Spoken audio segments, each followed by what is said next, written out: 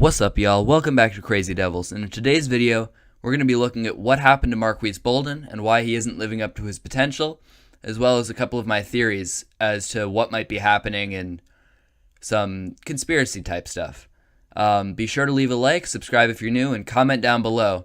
How good do you think Marques Bolden can be? Will he live up to his potential, or is he just going to fall out of the rotation? Let's get right on into it. Coming out of high school, Marques Bolden was one of the top players in the country. He was a 5-star recruit out of DeSoto, Texas. He came out of the same high school that Matt Jones did, and like Matt Jones, he was also thought to be a really good defender. He was projected to be one of the better shot blockers in college basketball. He was projected to be able to score in the post pretty well, and I actually predicted him to start over Emile Jefferson on that 2017 team. However, in 2017, the team got hit by the injury bug, and Marques Bolden barely played all year. He had one good game against Miami where he won us that game, but then the rest of the year he didn't play much.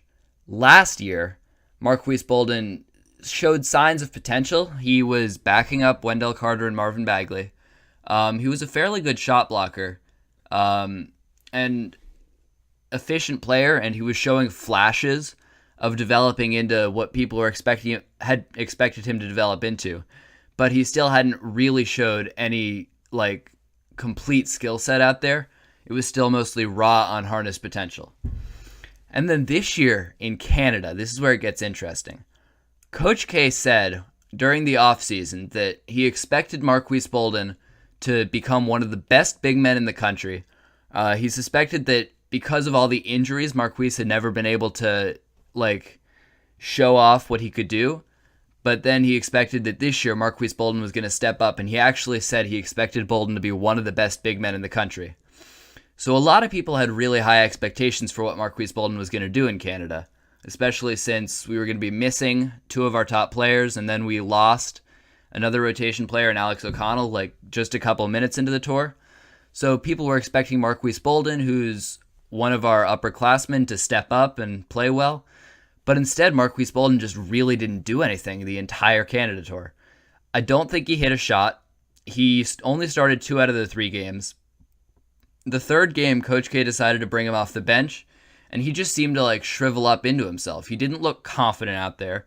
His body language wasn't good, and he just didn't appear to want to go out there and win. He didn't appear to know exactly what he was doing.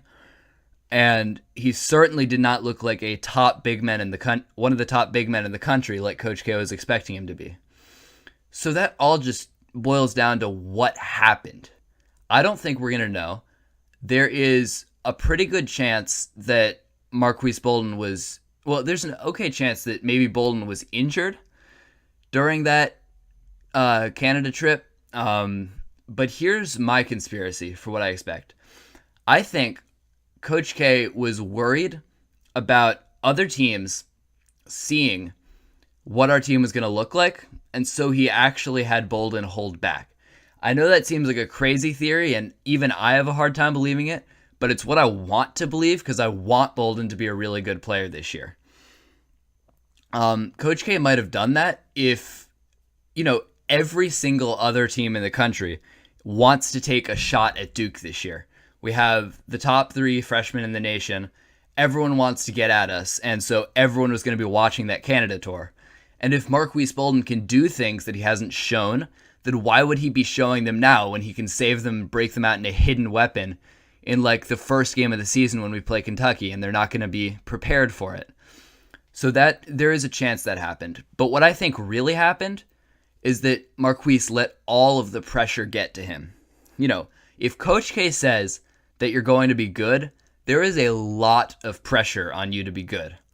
And so Bolden probably was not willing or not able to step up under that pressure and push through it and let it lift him up.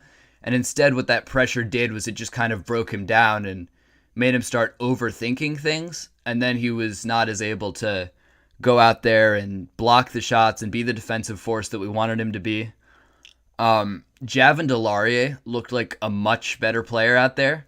A lot of people laughed at me when I said that I expected Javin to start over Bolden, But unless something major happens between now and the start of the season, Javin DeLaria is starting over Bolden and getting a lot more minutes than Marques Bolden, because Javin had a great Canada tour and Marques Bolden did not do anything. Now, I hope with all my heart that Marques Bolden is going to be able to get it together and he's going to step up this year and he's going to lead this team. He has a lot of potential. I've heard it said that he has the longest wingspan in Duke history. We know he's a good shot blocker. I've seen flashes of him being able to do well on offense. And I think with Trey Jones, who we didn't have, who's our point guard, Marques Bolden could be getting more buckets around the basket from Trey Jones drop-offs, but we're going to have to see because right now it does not look like Marques Bolden is going to be able to step up.